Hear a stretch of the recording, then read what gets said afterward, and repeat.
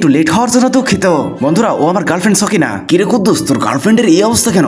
একদম ফকিন্নিদের মতো সেজে এসেছে। এইভাবে কি ট্যুরে যাওয়া যায় নাকি? ওগো, তুমি আমাকে একটু সময় দাও, আর দেখো এর মধ্যে আমি কি করি। আজকে দ্রুত গিয়ে সবচেয়ে সুন্দরভাবে সেজে আসতে হবে। প্রথমে পায়ের মোজা দিয়ে আমার চুলগুলো বেঁধে নেই, এরপরে মোরগটিকে দামি ঘাস খাইয়ে দ্রুতই তার কাছ থেকে একটি ডিম নিয়ে নেই। এই তো পেয়ে গিয়েছি, ধন্যবাদ তোমাকে। এরপরে এই ডিম দিয়ে চুলগুলো ভালোভাবে কন্ডিশন করে নিতে হবে। এই তো হয়ে গিয়েছে। এরপরে এই ময়দাগুলো সাহায্যে মেকআপ করে নেই। এখন কয়েল দিয়ে আইব্রো গুলো কালার করে নেই। এরপর টমেটো দিয়ে লিপস্টিক করে নেই। এই তো হয়ে গিয়েছে। বন্ধুরা, এখন আমার একটা স্পেশাল থেরাপি বাকি রয়েছে। এই তো এই স্যান্ডেল গুলো দিয়ে আমার মুখে বাড়ি মারলেই মেকআপটি পরিপূর্ণ হয়ে যাবে। এই তো হয়ে গিয়েছে। এখন আমার বয়ফ্রেন্ডকে একটু ফোন করতে হবে। হ্যালো হ্যালো, নেট পাচ্ছে না। দেখি কোথায় গেলে নেট পাওয়া যাবে। এই গাছের উপর থেকে নেটওয়ার্ক পাচ্ছে।